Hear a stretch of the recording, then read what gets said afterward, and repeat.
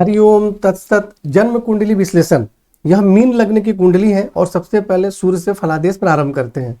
तो सूर्य इस कुंडली में षष्ठ भाव के स्वामी है, यानी रोग एवं शत्रु के स्वामी है, नौकरी के स्वामी है, और यह अष्टम भाव में अपने नीच राशि में विराजमान है। परंतु सूर्य 10 अंश से ऊपर है तो इसलिए उनको नीच नहीं माना जाएगा।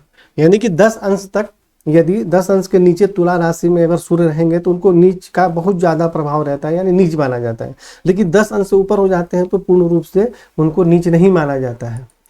परंतु यहाँ सूर्य पर शनि की दृष्टि है। देखिए, सूर्य जो है नीच में तो नहीं है, परंतु उस पर जो है शनि की दृष्टि है। तो जिसके कारण स्वास्थ्य एवं आयु के संबंध में कठिनाई एवं परेशानी होती है। शत्रु पक्ष से भी कुछ मानसिक परेशानी होती है और नौकरी में भी कठिनाइयों का सामना करना पड़ता है। जीवन की उन्नति में भी कठिनाई एवं परेशानी होती है। सूर्य यहाँ से देख रहे हैं द्वितीय भाव में, तो जिसके कारण परिश्रम के माध्यम से धन एवं कुटुंब का सुख प्राप्त होता है। परंतु सूर्य तो पीड़ित है शनि से, तो फिर श्रेष्ठ लाभ कैसे प्राप्त होगा? ये जरूर है कि शनि 6 अंश के हैं और सूर्य 15 अंश के हैं, तो इनमें जो है दूरी कितना, लगभग 10 अंश के 9 अंश के बराबर है। तो सूर्य से जो है जो शनि से जो पीड़ित हो रहे हैं इसका प्रभाव ज़्यादा रहेगा। परंतु चलित कुंडली में जो सूर्य है वह पीड़ित नहीं हो रहे हैं। तो हमें लग्न कुंडली और चलित कुंडली दोनों के अनुसार फलादेश देखना चाहिए, क्योंकि दोनों का मिला जुला असर पड़ता है। कई लोग बोलते हैं कि चलित कुंडली का फल मिलता है, कई लोग बोलते हैं सिर्फ लग्न कुंडली का ही होता है। परंतु मैंने जितने भी कुंडली देखा उसमें अनुभव में आया कि दोनों का मिला जुला प्रभाव पड़ता है। अगर आपकी लग्न कुंडली या चलित कुंडली दोनों में कहीं भी समस्या है तो आपको उसका उपाय अवश्य ही करना चाहिए। तो यहाँ पे शनि से संबंधित दान उपाय करना चाहिए, सूर्य की आराधना करनी चाहिए, मंत्र जाप करना चाहिए, रत्न इत्यादि धारण करने की आवश्यकता नहीं है। चंद्रमा इस कुंडली में पंचम भाव के स्वामी है, विद्या बुद्धि संतान के स्वामी है, और चंद्रमा जो है चतुर्थ भाव में विराजमान है। तो चतुर्थ भाव में विराजमान होने के कारण माता भूमि भवन वाहन का सुख प्राप्त होता है, और स्वयं से द्वादश भाव में है, जिसके कारण कुछ कठिनाइयों के साथ विद्या बुद्धि संतान का भी अच्छा सुख प्राप्त होता है।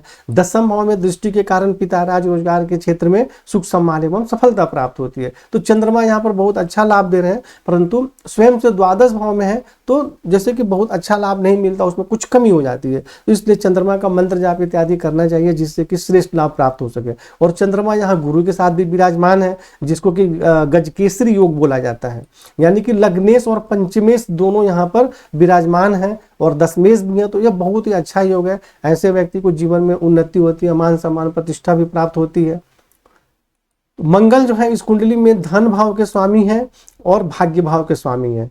तो मंगल जो होते हैं इस कुंडली में कारक ग्रह होते हैं, भाग्येश है, उच्च तक स्वामी है, धन एवं कुटुंब के स्वामी हैं, और मंगल जो है पंचम भाव में अपने नीच राशि में विराजमान है। तो मंगल जो है वो 28 अंश तक जो होते हैं नीच माने जाते हैं। तो 9 अंश गई हैं तो इनको तो नीच ही माना जाएगा, अर्थात कि मंगल जो है अपने नीच राशि में विराजमान है, जो कि भाग्येश भी हैं और धनेश भी हैं। और जबकि भाग्येश, अगर ऐसे सामान्य नियम देखा जाए तो भाग्य भाव के स्वामी यदि पंचम भाव में विराजमान हो तो यह बहुत अच्छा योग माना जाता है। परंतु यहाँ यह नीच राशि में है, लेकिन चंद्रमा जो है लग्न से केंद्र में विराजमान हो गए। तो ऐसा माना जाता है कि जो ग्रह जिस राशि में नीच राशि में है, अगर उसका स्वामी लग्न से केंद्र में विराजमान हो जाए तो नीच भंग हो जाता है, ऐसा भी माना जाता है। तो जो भी हो, मतलब यहाँ पर यह मानेंगे कि हम मंगल का जो है नीच भंग भी हो रहा है, लेकिन फिर भी हमें उसका उपाय करना जरूरी है। पहले हम फलादेश आपको बताते हैं, फिर उसके बाद बताएंगे क्या उपाय करना है। तो मंगल यहाँ विराजमान होने के कारण कुछ कठिनाइयों के साथ विद्या बुद्धि संतान का सुख प्राप्त होता है, धन एवं कुटुंब का भी सुख प्राप्त होता है, उच्च शिक्षा प्राप्त होती है, धर्म का पालन करते हैं। और यहाँ से मंगल दृष्टि डाल रहे हैं अष्टम भाव में, तो जिसके कारण आयु में वृद्धि होती है, और एकादश भाव में दृष्टि के कारण आमदनी बहुत अच्छी होती है, और कभी कभी अचानक लाभ भी प्राप्त होता है। लेकिन द्वादश भाव में दृष्टि के कारण बाहरी स्थानों के संपर्क से कठिनाई एवं परेशानी भी होती है, खर्च अधिक रहता है। परंतु चलित कुंडली में क्या हो जा रहा है कि शनि यहाँ आ जा रहे हैं मंगल के साथ। देखिए, चलित कुंडली में जो है शनि मंगल के साथ आ जा रहे हैं, और मंगल पर केतु की दृष्टि है। जैसा कि मैंने पहले आपको क्या बताया कि मंगल नीच राशि में है, फिर मैंने क्या बताया मंगल का नीच भंग भी हो रहा है।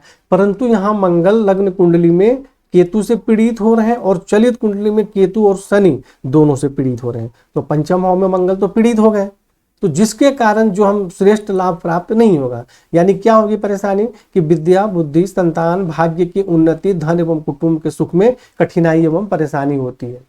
तो इसलिए हमें पहले किसी भी ग्रह का अकेले फलादेश देखना चाहिए, फिर हमें देखना चाहिए कि उसके साथ जो ग्रह संबंध बना रहे हैं, जिन ग्रहों की दृष्टि पड़ रही है या ये जिस पर दृष्टि डाल रहे हैं, तो उसका क्या प्रभाव होगा।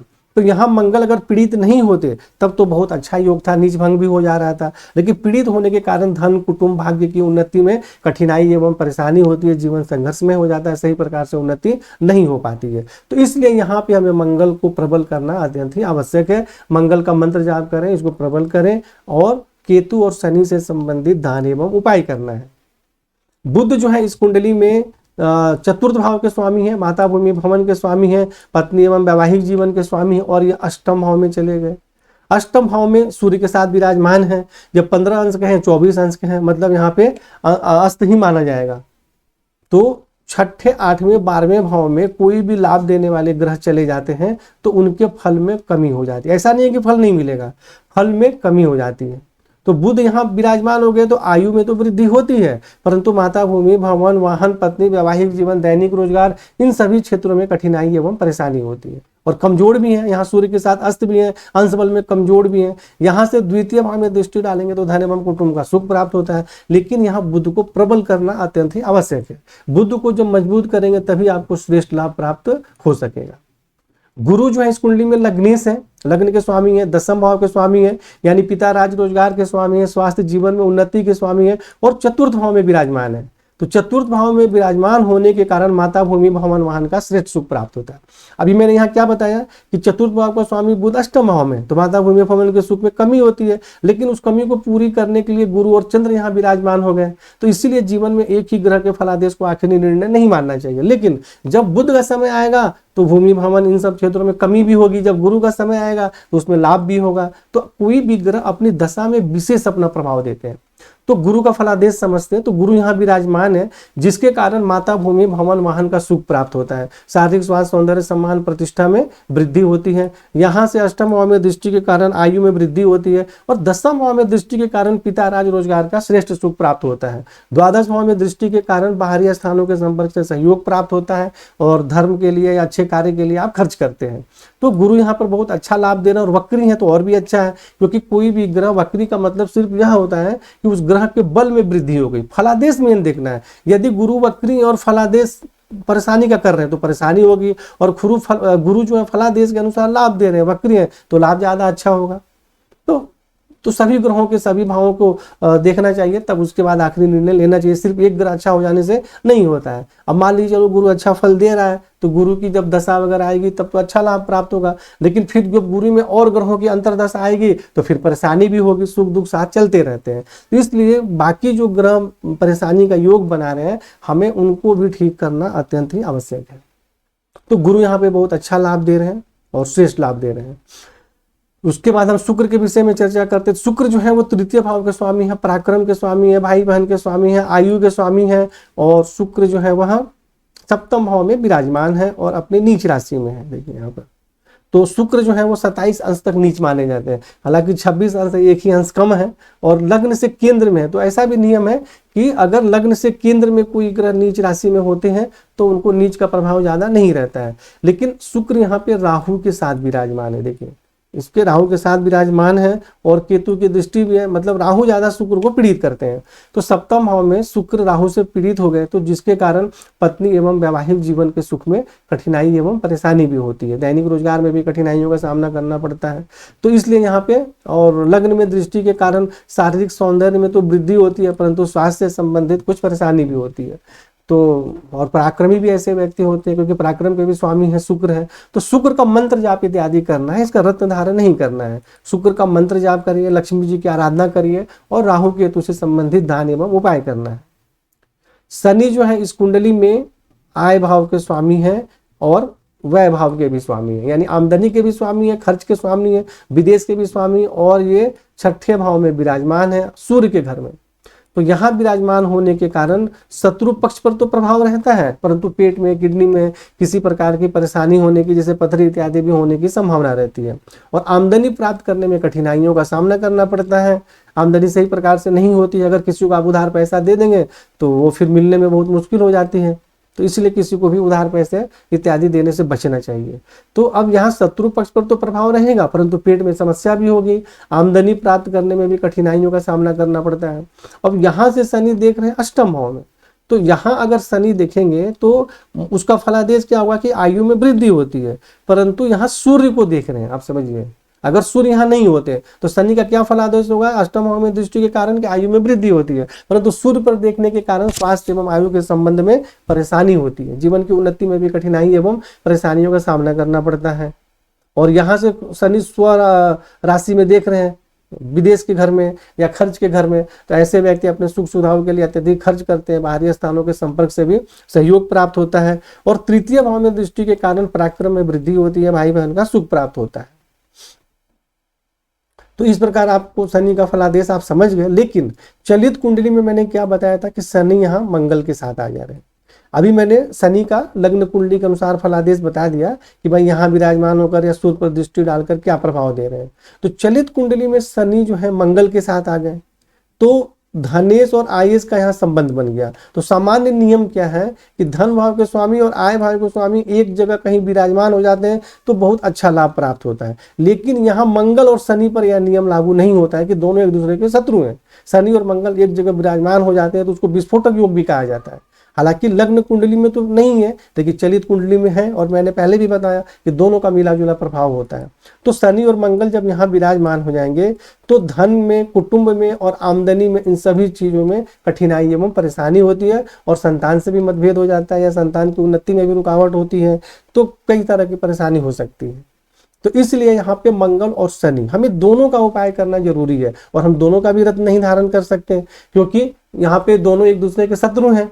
तो यहाँ पे हमें दोनों का मंत्र जाप करना पड़ेगा, दोनों से संबंधित जैसे छल्ला, तांबा इत्यादि या लोहा धारण करना पड़ेगा।